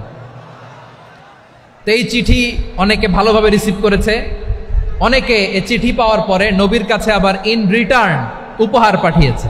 কি পাঠিয়েছে? উপহার। মিশরের বাদশাহ মুকাউকেস তিনি বিশ্বনবীকে বিশাল এক উপহারের ডালি পাঠিয়েছেন। মিশরের বাদশাহ মুকাউকেস ছিলেন ধর্মে খ্রিস্টান। লালমনিরহাটের ভাইয়েরা আওয়াজ করে বলেন, মিশরের বাদশাহ ধর্মে কি ছিল? খ্রিস্টান। কি উপহার দিয়েছিল আমার নবীকে? শুনতে মনে চায়? আওয়াজ নাই লালমনিরহাটের গলায়, শুনতে মনে যায়? 1000 স্বর্ণ মুদ্রা, 1000 স্বর্ণ মুদ্রা। 2টা খ্রিস্টান দাসী, একজনের নাম মারিয়া বিনতে শামাউন আল কিবতিয়া, আরেকজনের নাম সিরিন বিনতে শামাউন আল কিবতিয়া। একজন খ্রিস্টান দাস 20 থান কাপড় জামা বানানোর জন্য, আমরা নবী যেন সেলাই করে জামা বানাতে পারে এজন্য 20 থান কাপড়, 20 থান ফাইন গার্মেন্ট। সুবহানাল্লাহ পড়বেন না? এরপরে একটা গাধা যেটার নাম ছিল উফাইর, আর একটা খচ্চর, এটার নাম ছিল দুলদুল। খচ্চর চিনেন? গাধা আর ঘোড়ার ক্রসিং এ যে প্রাণীটা দুনিয়াতে আসে এটার খচ্চর বলে। তো এই যে সুপার পাওয়ার খ্রিস্টান বাদশার কাছে নবী চিঠি লিখলেন, ওই খ্রিস্টান বাদশা আমার নবীকে উপহার দিল। বিশ্বনবী এই উপহারগুলো সানন্দে গ্রহণ করেছে। সুবহানাল্লাহ পড়বেন না? তাহলে অমুসলিম কেউ যদি আপনাকে উপহার দেয়, হালাল উপহার হলে আপনি গ্রহণ করতে পারবেন। অনুরূপভাবে পারস্যের বাদশাহ রোম সম্রাট বিশ্বনবীকে উপহার পাঠিয়েছেন, আমার নবী সবগুলো উপহার গিফট গ্রহণ করেছেন। সুবহানাল্লাহ বলেন। তাহলে প্রিয় লালমনিরহাট আওয়াজ করে বলুন, ইসলাম কি ন্যারো মাইন্ডেড রিলিজিয়ন না ব্রড মাইন্ডেড? আম্মাজান আয়েশার কাছে মাসালা জানতে চায় মেয়েরা, হে আম্মাজান, অগ্নি উপাসকেরা তাদের ঈদের দিন নওরোজের সময় আমাদেরকে পাখি দেয়, নেওয়া যাবে? উনি বললেন, ওরা জবাই করে দিলে নেওয়া যাবে না, কিন্তু ওরা যদি ফলমূল এরকম খাবার দেয় এগুলো নেওয়া যাবে। তার মানে অমুসলিমদের দেয়া উপহার এটা গ্রহণ করা যায়। সুবহানাল্লাহ বলেন। শুধু তাই নয়, বিষ্ণু ঈসা ইসলাম অমুসলিমদের সাথে আর্থিক লেনদেনও করেছেন, ফিনান্সিয়াল ডিলিং করেছেন। অমুসলিমদের সাথে প্রয়োজনে আপনি ফিনান্সিয়াল ডিলিং করতে পারবেন। আমরা প্রায় দেখি বাজারের মিষ্টির দোকানগুলো আমার হিন্দু ভাইদের। লালমনিরহাটে মিষ্টির দোকান, দইয়ের দোকান কারা চালায়? হিন্দুরা চালায় না? তারপরে যে বারবার শপ, চুল কাটে যে নাপিত, অধিকাংশ নাপিতের দোকানে কারা? আমার হিন্দু ভাইরা। তা আপনি চুল কাটতে পারবেন কিনা? পারবেন কিনা বলেন? পারবেন। তার দোকান থেকে দই মিষ্টি কিনতে পারবেন কিনা? হ্যাঁ, আমার মুসলিম ভাইয়ের দোকান থাকলে ওইটারে আমি বেশি প্রায়োরিটি দিব, ঠিক কিনা? কিন্তু যদি তাদের সার্ভিস নিতে চান, প্রোডাক্ট নিতে চান, পারবেন। তার দলিল সহিহ বুখারী, আম্মা জান আয়েশা রাদিয়াল্লাহু তাআলা আনহা বলেন, ইশতারা রাসূলুল্লাহ সাল্লাল্লাহু আলাইহি ওয়াসাল্লাম মিন ইয়াহুদিয়িন তুআমান ওয়া রাহানাহু দিরআহু মিন হাদিদ। রাসূল সাল্লাল্লাহু আলাইহি ওয়াসাল্লাম এক ইহুদির কাছ থেকে, কার কাছ থেকে? সবাই বলে নাই কার কাছ থেকে? আমার নবী, পেয়ারা নবী এক ইহুদির কাছ থেকে জব কিনেছিল। জব, বার্লি, যেটা দিয়ে রুটি বানায়। ওই জবের দাম দেওয়া টাকা পয়সা নবীর কাছে ছিল না, ফলে নবী ওনার একটা পোশাককে মর্গেজ রেখেছিলেন, মর্গেজ, বন্ধক, যে এখন এটার দাম দিতে পারবো না, কয়েক কেজি বার্লি নিয়ে যাই আর বন্ধক হিসেবে আমার জামাটা রেখে গেলাম, যেদিন দাম দিব ওই দিন জামাটা ছুটায় নিয়ে যাব। সুবহানাল্লাহ পড়বেন না? বাকিতে নিছিলেন, বাকিতে। দিরআহু মিন হাদিদ, লোহার তৈরি বর্ম, মানে যুদ্ধের পোশাক, লোহা দিয়ে বানানো। বিষ্ণুনবী বললেন, কয়েক কেজি জব দাও, টাকাটা পরে দিব, এখন টাকা নাই, বন্ধক হিসেবে, মর্গেজ হিসেবে আমার জামা রেখে গেলাম, যখন টাকা দিব জামা ছুটায় নিব। আওয়াজ করে বলতে হবে সুবহানাল্লাহ। এ থেকে বোঝা গেল অমুসলিমদের সাথে ফিনান্সিয়াল ডিলিং করা যায়, অর্থনৈতিক লেনদেন করা যায়, কেনাবেচা করা যায়, প্রোডাক্ট কেনা যায়। এমনকি আমাদের মসজিদে নববীতে বারান্দায় আপনার একটা অটোমেটিক ফ্লাইং আমব্রেলা দেখছেন? সূর্য যখন বাড়ে মসজিদে নববীর বারান্দায় ইয়ার্ডের মধ্যে অটোমেটিক্যালি কিছু আমব্রেলা আছে, সাঁ করে খুলে যায়, আর সূর্যের তাপ লাগে না। আবার সন্ধ্যাবেলায় এই আমব্রেলাগুলো ওরা ক্লোজ করে ফেলে, দেখেন নাই না? দেখছেন? এই মসজিদে নববীকে সর্বোচ্চ উন্নত মানের কনস্ট্রাকশন ইনফ্রাস্ট্রাকচার ডেভেলপ করার জন্য কর্তৃপক্ষ কিছু অমুসলিম ইঞ্জিনিয়ারের ডিজাইনারের সহায়তা নিয়েছিল। সুবহানাল্লাহ বলেন। কোন দলিলের ভিত্তিতে? এই দলিলের ভিত্তিতে যে বিষ্ণু ঈসা ইসলাম অমুসলিমদের সাথেও লেনদেন করেছেন। আওয়াজ করে বলতে হবে আল্লাহু আকবার। শুধু তাই নয়, ইন কেস অফ ইমার্জেন্সি, প্রয়োজনে ইসলামের খাতিরে ইসলামকে সামনের দিকে এগিয়ে নিয়ে যাওয়ার জন্য অমুসলিমদের সাপোর্ট নেওয়া জায়েজ আছে। সুবহানাল্লাহ বলেন। অমুসলিমদের সাপোর্ট নেয়া, তাদের থেকে অর্থ নেয়া, পলিটিক্যাল সাপোর্ট, পলিটিক্যাল অ্যাসাইলাম নেওয়া জায়েজ আছে। আমাদের অনেক বিশ্ববরেণ্য দায়ীরা আমেরিকায় অস্থায়ীভাবে অ্যাসাইলাম নিয়ে থাকে, নিজের দেশে গেলে ফাঁসিতে ঝুলাই দিবে। যুগ যুগ ধরে দায়ীদের উপরে এরকম অত্যাচার আর নির্যাতন আছে না নাই? মিশরের অনেক দায়ীরা পাশ্চাত্যে যেয়ে থাকে। এই যে তারা পলিটিক্যাল অ্যাসাইলাম নিয়ে থাকে, রাজনৈতিক আশ্রয়, এটা জায়েজ আছে না? এটা যে জায়েজ আছে তার প্রমাণ স্বয়ং বিশ্বনবী সাল্লাল্লাহু আলাইহি ওয়াসাল্লাম পলিটিক্যাল সাপোর্ট নিয়েছিলেন অমুসলিমদের কাছ থেকে। সুবহানাল্লাহ বলেন। খুব মজাদার একটা ঘটনা, শুনবেন? আপনাদের আগ্রহ দেখে তো মনে হয় না শোনার ইচ্ছা আছে। আছে আছে, গলায় জোর আছে। লিল্লাহি তাকবীর, লিল্লাহি তাকবীর, নারে তাকবীর। মাশাআল্লাহ।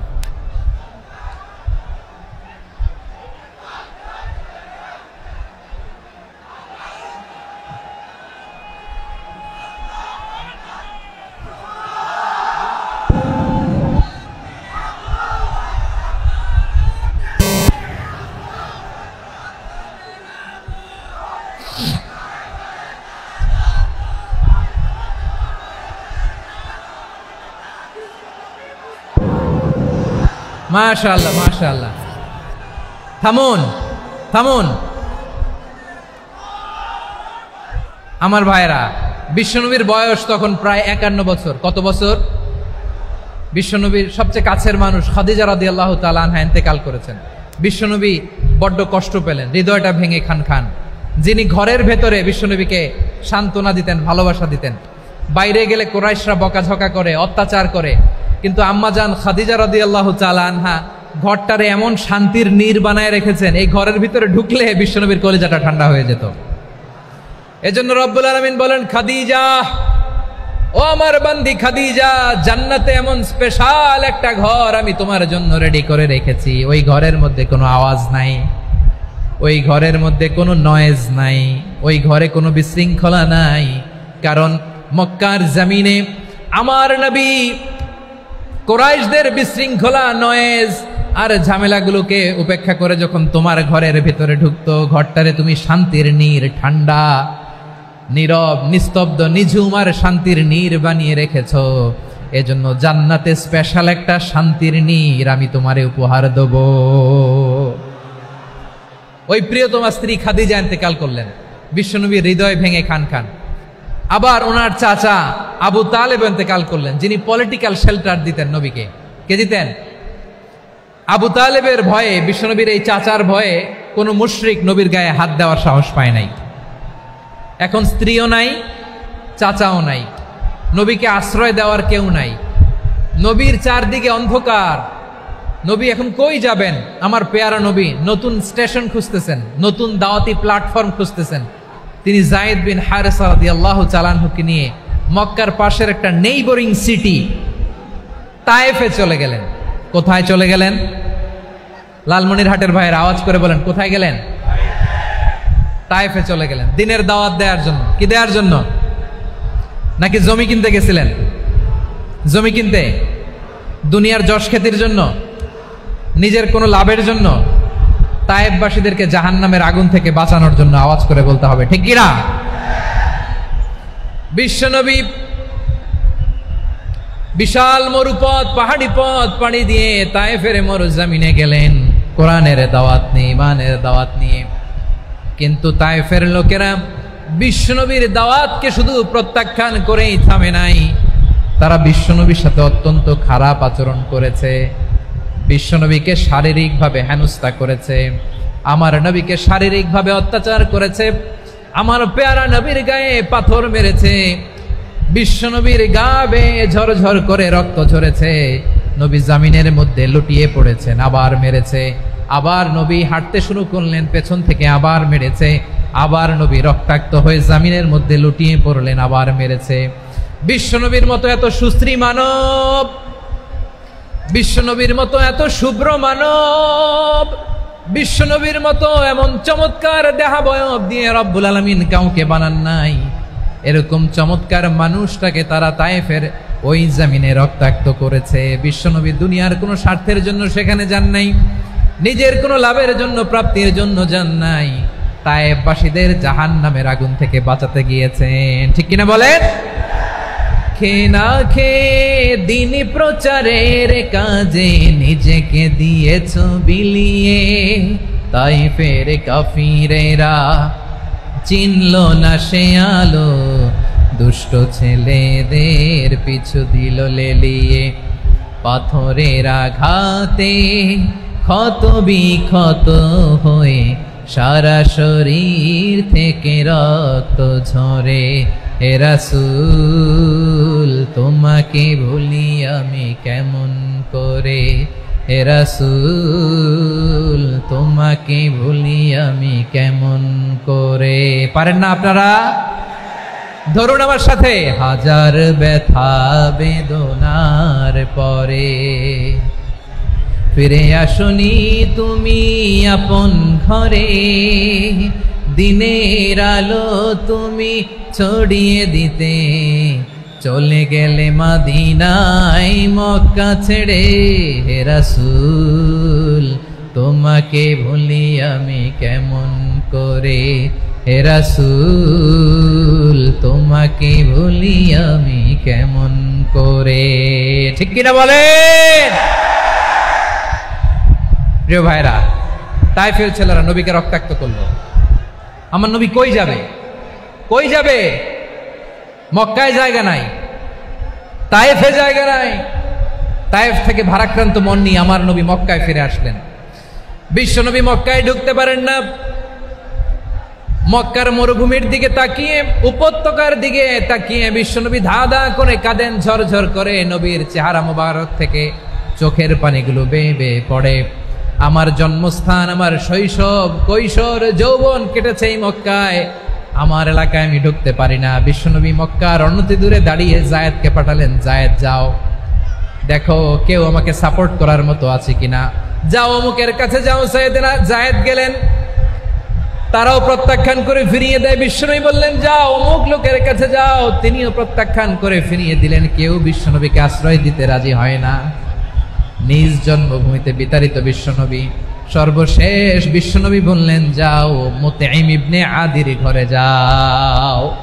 মুতঈম ইবনে আদি মুশরিক, তার কাছে যাও। গেলেন, মুতঈম ইবনে আদি রাজি হয়ে গেল। সুবহানাল্লাহ বলেন। দেখেন অনেক বিপদের সময়ও আমি নিজে সাক্ষী, সামাজিকভাবে রাজনৈতিকভাবে কত ঝঞ্ঝা, কত ষড়যন্ত্র, কত কনস্পাইরেসি পাড়ি দিয়ে আমাদেরকে সামনে এগিয়ে যেতে হয়। এই শত্রুদের ভেতরেও একজনকে দাঁড় করিয়ে দেয় যে আল্লাহর কোরআনের জন্য রেডি হয়ে যায়। পড়েন সুবহানাল্লাহ। মুতঈম ইবনে আদি, আল্লাহ তার মনকে নরম করে দিলেন। মুতঈম বলে মুহাম্মদ আমি তোমাকে আশ্রয় দিব। তার দুই ছেলেকে পাঠালেন, যাও খোলা তলোয়ার নিয়ে, স্কট দিয়ে, গার্ড অফ অনার দিয়ে মুহাম্মদকে মক্কায় ঢুকাও, আর বলো আমি আমান দেব। আমান কি দিব? আমান মানে সিকিউরিটি, নিরাপত্তা। সিকিউরিটি ছাড়া, আমান দেওয়া ছাড়া কেউ থাকতে পারতো না মক্কায়। দুই ছেলে বিষ্ণু ইসা ইসলামকে নিয়ে আসলো। নবী কাবার চারদিকে তাওয়াফ করলেন, নামাজ পড়লেন। আবু জাহেল, উতবা, শাইবা, ওয়ালিদ ইবনে মুগীরা সবাই দেখে, কেউ কিছু করতে পারে না। কারণ মুতঈম ইবনে আদি ঘোষণা দিয়েছেন আমি মুহাম্মদকে আমান দিয়েছি, মুহাম্মদের গায়ে যেন কেউ স্পর্শ না করে। আওয়াজ করে পড়েন সুবহানাল্লাহ।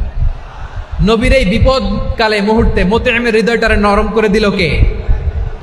আচ্ছা লালমনির হাটের ভাইয়েরা বলেন, এই মুতঈম কি মুসলিম ছিল না মুশরিক? সবাই বলতে হবে মুসলিম না মুশরিক?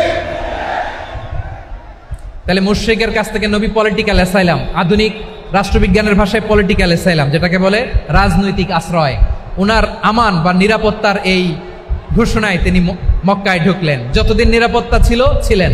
মুতঈম যখন মারা গেল, বিষ্ণু ইসলাম হিজরত করে মদিনায় চলে গেলেন। সুবহানাল্লাহ। কিন্তু মুতঈম যে বিশ্বনবীর উপকার করছে এটা বিশ্বনবী ভুলে নাই। আমাদের অনেকে আছে উপকার করার পরে আর খেয়াল থাকে না, খাওয়ার পরে গলা দিয়ে নামলে আর খেয়াল থাকে না। এরকম আছে না নাই? আমার নবী বলে নাই, বদরের প্রান্তরে 70 জন কাফেরকে যখন বন্দী করে বিশ্বনবীর সামনে হাঁটু গেড়ে দাঁড় করানো হলো, বসানো হলো, 70 জন কাফের। কয়জন? বিশ্বনবী তাদের দিকে তাকিয়ে বললেন, সহিহ বুখারীর বর্ণনা, লাউ কানাল মুতঈম ইবনে আদি হাইয়ান সুম্মা কাল্লামানি হাউলাইন নাতনা লা তারাকতুহুম লাহু। বদরের প্রান্তরে 70 জন বন্দী কাফিরের দিকে তাকিয়ে আমার নবী বললেন, আজকে মুতঈম ইবনে আদি যদি বেঁচে থাকতো আর তোমাদের 70 জনের ব্যাপারে যদি মুতঈম এক বাক্যে একটা সুপারিশ করত, তার সম্মানে আজকে তোদের সবাইকে আমি মাফ করে দিতাম। সুবহানাল্লাহ নাই? ওই যে চিল্লাচিল্লি যে কথা বোঝে নাই, কোন জিনিস মিস করছে ওরা নিজেরাও বোঝে নাই। বিশ্বনবী মুতঈমের এই সাহায্যের কথা বলে নাই। 70 জন মুশরিক হাঁটু গেড়ে বসা, নবী চাইলে এখনই এক্সিকিউশন অর্ডার দিতে পারে। তিনি বললেন, আজকে যদি মুতঈম বেঁচে থাকতো আর মুতঈম যদি তোদের জন্য সুপারিশ করতে, এই আবর্জনাগুলোর ব্যাপারে সুপারিশ করতে, আমি মুহূর্তেই তোদেরকে এমনি মাফ করে দিতাম। এবার বলেন, ইসলাম কি ন্যারো মাইন্ডেড না ব্রড মাইন্ডেড? শুধু তাই নয়, যাকে যে সম্মান দেয়ার আমার নবী দিতেন, হোক আস্তিক হোক নাস্তিক, হোক মুসলিম হোক অমুসলিম। বিষ্ণু ইসলাম যখন রোমান সম্রাটের কাছে চিঠি লিখেছেন, আমার প্রিয় লালমনিরহাটের ভাইরা, অল্প কয়েক মিনিট কয়েকটা জরুরি কথা বলবো, এদিকে তাকান, এদিকে তাকান। রোমান সম্রাটের কাছে বিশ্বনবী যখন চিঠি লিখলেন মিন মুহাম্মদ রাসূলিল্লাহ ইলা হিরাকলা আযীমির রোম। মুহাম্মদের পক্ষ থেকে হিরাক্লিয়াসের কাছে, যিনি হচ্ছেন আযীমির রোম। এটা নবী নিজ থেকে বানায় লিখছেন অতিরিক্ত সম্মান দিয়ে। কোন রাষ্ট্রপ্রধান যখন আসে তাদেরকে আমরা কি বলি জানেন? তার নামের শেষে HE এটা লিখতে হয়, H.E. মানে হিজ এক্সেলেন্সি। কি লেখে? হিজ এক্সেলেন্টি, অথবা ইউর হাইনেস, ইউর ম্যাজেস্টি। দেখেন, বিশ্বনবী সাল্লাল্লাহু আলাইহি ওয়াসাল্লাম সব নবীদেরও নবী, তিনি একজন মুশরিক খ্রিস্টান সম্রাট রোমান সম্রাটের কাছে চিঠি লিখতে যায়, লিখতেছে ইলা হিরাকলা আযীমির রোম, হিরাক্লিয়াসের কাছে আমার চিঠি, যিনি রোমের আযীম, হিজ হাইনেস, মানে রোমের অনেক সম্মানিত এক বাহাদুর। আওয়াজ করে বলেন সুবহানাল্লাহ। তার মানে যাকে যে সম্মান দেয়ার এটা বিশ্বনবী দিতেন। এমনকি যে ইহুদিরা ভালো ছিল, এই ইহুদিদেরও প্রশংসা করেছেন বিশ্বনবী মুহাম্মদুর রাসূলুল্লাহ সাল্লাল্লাহু আলাইহি ওয়াসাল্লাম। এক ইহুদির প্রশংসা করেছেন বিশ্বনবী। ইহুদির কার? আমি তো আমার ভাইয়ের প্রশংসা করি না, আমি তো এক আলেম আরেক আলেমরে স্পেস দেই না, আমি তো এক দায়ী আরেক দায়ীর সাথে বসতে চাই না। আমার নবী ইহুদির প্রশংসা করে। কার প্রশংসা? ওই ইহুদির নাম ছিল মুখাইরিক। সিরাত গ্রন্থ ঘাটলে পাবেন। তিনি বলেছেন, মুখাইরিক খাইরু ইয়াহুদ, Mukhayriq is the best of the Jews. জুইশদের মধ্যে সে সবচেয়ে ভালো। কেন প্রশংসা করলেন তার? এর কারণ মদিনা চার্টারে কথা ছিল সব ধর্মের মুসলিম, মুশরিক, ইহুদিরা মিলে মদিনাকে রক্ষা করবে। কিন্তু 3য় হিজরিতে যখন উহুদের যুদ্ধ শুরু হলো, সবার কথা ছিল যেই আক্রমণ করে আমরা মদিনাকে বাঁচাবো। কোন শহরকে বাঁচাবো? মদিনাকে। কিন্তু কুরাইশরা যখন অ্যাটাক করলো, ইহুদিরা আর আসে না, ইহুদিরা আর বেরোয় না। বিষ্ণু বললেন, ওহে ইহুদিরা, তোমরা না চুক্তি করলে আমার সাথে যে মদিনা বাঁচাতে সবাই ঝাঁপিয়ে পড়বো, আসো। একটা ইহুদিও বেরোয় না, কেউ আসে নাই সেদিন, একজন ছাড়া। তার নাম মুখাইরেক। তার নাম কি? মুখাইরেক বাহাদুরের মতো ঘোড়সাওয়ার হয়ে বেরিয়ে গেলেন এবং বললেন, গোটা ইহুদি সাম্রাজ্যের একজনও যদি না আসে, আমি মুখাইরেককে কেউ ঘরে আটকে রাখতে পারবে না। বেরিয়ে আসলেন, এসে বললেন, আমি মুহাম্মদের পক্ষে যুদ্ধ করব। আমি মারা গেলে আমার সম্পদ আমার উত্তরাধিকারীরা পাবে না, আমার সম্পদ তোমরা মুহাম্মদকে দিয়ে দিবা। সুবহানাল্লাহ বলেন। উহুদের ময়দানে 70 জন মুসলমান শহীদ হলো। এই ইহুদি, সেও মুসলমানের পক্ষে যুদ্ধ করে নিহত হলো। সুবহানাল্লাহ বলেন। মুসলিমদের লাশ যখন নিয়ে আসা হলো, এই মুখাইরিকের লাশও নিয়ে আসা হলো। মুসলিমদের লাশের পাশে মুখাইরিকের লাশ দেখে বিশ্বনবী মুখাইরিকের প্রতি অনেক খুশি হলেন। আর বিশ্বনবী খুশি হয়ে বললেন, মুখাইরিক খায়রু ইয়াহুদ, মুখাইরিক যদিও তুমি ইহুদি, তারপরে তুমি সব ইহুদিদের মধ্যে সেরা ইহুদি পড়েন সুবহানাল্লাহ। আমার নবী ইহুদিকেও সম্মান দিতে কার্পণ্য করে নাই, আওয়াজ করে বলেন আল্লাহু আকবার। প্রিয় ভাইরা, এবার সর্বশেষ আওয়াজ করে বলেন, ইসলাম কি ন্যারো মাইন্ডেড নাকি ব্রড মাইন্ডেড? সবাই বলেন ন্যারো মাইন্ডেড না ব্রড মাইন্ডেড? এজন্য অমুসলিম হইলেই তারা আমাদের শত্রু নয়। শত্রু কারা? এই লালমনিরহাটের ভাইয়েরা শোনেন, শত্রু কারা? যে সমস্ত অমুসলিম আমাদেরকে নিশ্চিহ্ন করে দিতে চায়, যে সমস্ত অমুসলিম আমাদের ভূখণ্ড থেকে আমাদেরকে তাড়িয়ে দিতে চায়, যে সমস্ত অমুসলিম আমার ধর্ম নিয়ে তুচ্ছতাচ্ছিল্য করে চিল্লায় বলেন ঠিক কিনা, তারা আমাদের শত্রু। সাধারণ অমুসলিমরা আমার শত্রু নয়। এই যে হিন্দুরা থাকে এরা আমার ভাই, বৌদ্ধরা আমার ভাই, খ্রিস্টানরা আমার ভাই, ইহুদিরা আমার ভাই। তারা দিনই ভাই নয়, তারা মায়ের পেটের ভাই নয়, তারা মানবিক দিক থেকে ভাই। ও মানুষ, আমিও মানুষ। ইসলাম মানুষকে সম্মান করে, চিল্লায় বলো ঠিক কিনা। যারা আমাদের অস্তিত্বকে নিশ্চিহ্ন করতে চায়, যারা আমাদের ভূখণ্ডকে দখল করতে চায়, যারা আমাদেরকে নিয়ে মকারি করে, ফান করে, টিটকারি করে, আমার ধর্ম নিয়ে খেলা করে, তাচ্ছিল্য করে, ওদের বিরুদ্ধে আমাদের জিহাদ। সাধারণ মুসলিম আমাদের শত্রু নয়। আপনি জানেন নিউ ইয়র্কে, আমি তো নিউ ইয়র্কে ছিলাম অনেকদিন, ওখানে ফিলিস্তিনিদের পক্ষে যখন আমরা মিছিল করেছি, অনেক ইহুদি আমাদের সাথে মিছিলে দাঁড়িয়েছে। কারণ ওরাও জানে এই ভূখণ্ড ফিলিস্তিনিদের ভূখণ্ড। আওয়াজ করে বলো লালমনিরহাট ঠিক কিনা। ইসরায়েলের রাজধানী খোদ তেল আবিবে অনেক ইহুদিরা বেঞ্জামিন নেতানিয়াহু তার বিরুদ্ধে মিছিল করেছে। তো তারা কি আমাদের শত্রু? না। অনেক খ্রিস্টান আমাদের সাথে আমাদের স্বার্থ রক্ষায় আমাদের পাশে দাঁড়িয়েছে। খেয়াল রাখবেন, হিন্দু আর হিন্দুত্ববাদ এক নয়, ইহুদি ধর্ম আর জায়নিজম এক নয়। জায়নিজমের বিরুদ্ধে আমাদের সংগ্রাম, আমাদের জেহাদ, চিল্লায় বলেন ঠিক কিনা। এই যে ফিলিস্তিনের ভাইয়েরা, তারা তাদের স্বাধীনতা সংগ্রামের জন্য লড়াই করছে, করে যাচ্ছে, আমরা এটাকে সমর্থন জানাই, চিল্লায় বলো ঠিক কিনা।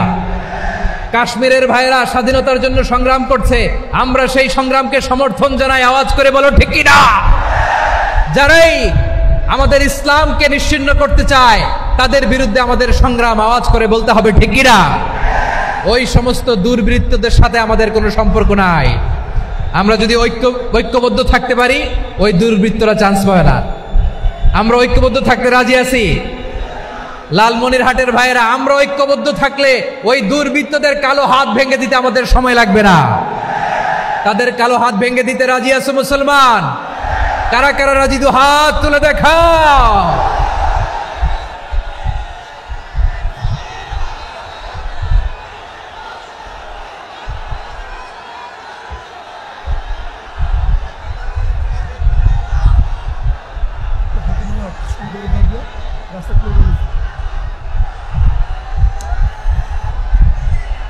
আমার প্রাণ প্রিয় লালমনিরহাটের ভাইয়েরা, শত্রু কাফের আর অশত্রু কাফেরের মধ্যে পার্থক্য আছে না নাই?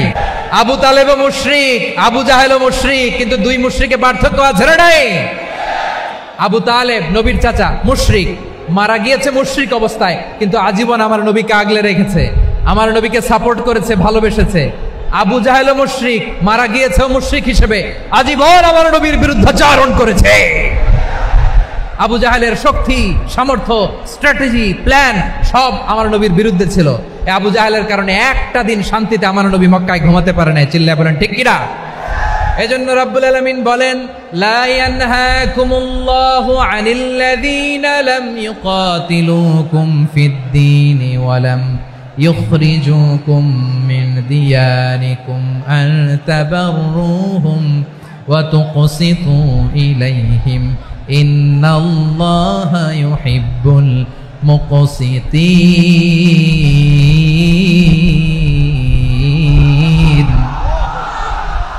আল্লাহ বলে, গোলামেরা শোনো শোনো, যে সমস্ত অমুসলিম তোমাদের সাথে ধর্মযুদ্ধে লিপ্ত হয় না, তোমাদের বিরুদ্ধে যে সমস্ত অমুসলিম অস্ত্র ধরে না, যে সমস্ত অমুসলিম তোমাদেরকে তোমাদের জন্মস্থান থেকে, ভূখণ্ড থেকে তাড়িয়ে দেয় না, তাদের সাথে ভালো আচরণ করতে আমি আল্লাহ নিষেধ করি নাই, তাদের সাথে সদাচরণে কোনো নিষেধাজ্ঞা নাই। বরং তাদের সাথে সদাচরণ করো, এটাই আমি আল্লাহ চাই। তাহলে আমার যে অমুসলিমরা আমাদের সাথে শত্রুতা করে না, তুচ্ছতাচ্ছিল্য করে না, আমাদের ভূমি থেকে আমাদেরকে উচ্ছেদ করতে চায় না, আমাদের বিরুদ্ধে অস্ত্র ধরে না, ওই অমুসলিম ভাইদের সাথে আমাদের কোনো দ্বন্দ্ব আছে? কোনো বিরোধ আছে? বরং আছে ভালোবাসা। বরং আছে কি? এই ভালোবাসা দিয়েই আমরা বিশ্ব জয় করবো। রাজি আছো মুসলমান? আমাদের পুঁজি ভালোবাসা। আমাদের পুঁজি কি? এবার আওয়াজ করে বলেন আমার এই পুরো আলোচনা থেকে, the religious coexistence, peaceful coexistence, শান্তিপূর্ণ সহাবস্থান, কমিউনাল হারমোনি, এই সাম্প্রদায়িক সম্প্রীতি, এই আলোচনা থেকে কি বুঝলেন? ইসলাম কি ন্যারো মাইন্ডেড না ব্রড মাইন্ডেড? এই ব্রড মাইন্ডেড হৃদয় নিয়ে ভালোবাসা দিয়ে আমরা বিশ্ব জয় করতে চাই। রাজি আছেন? আল্লাহ কবুল করুক। আমরা সবাই পড়ি আমিন। লালমনিরহাটের জেলা স্টেডিয়ামে আমার প্রিয় মায়েরা, বোনেরা, আপনাদের জন্য একটা হাদিস বলে শেষ করব। বিশ্বনবী বলেন, আমার মায়েরা খেয়াল করে শুনুন, বিশ্বনবী আপনাদের উদ্দেশ্য করে বলেন, আল মারআতু ইযা সাল্লাত খামসাহা ওয়া সামাত শাহরাহা হাফিজাত ফুরুজাহা আতাআত বা'লাহা ফালতাদখুল মিন আইয়ি আবওয়াবিল জান্নাতি শাআত।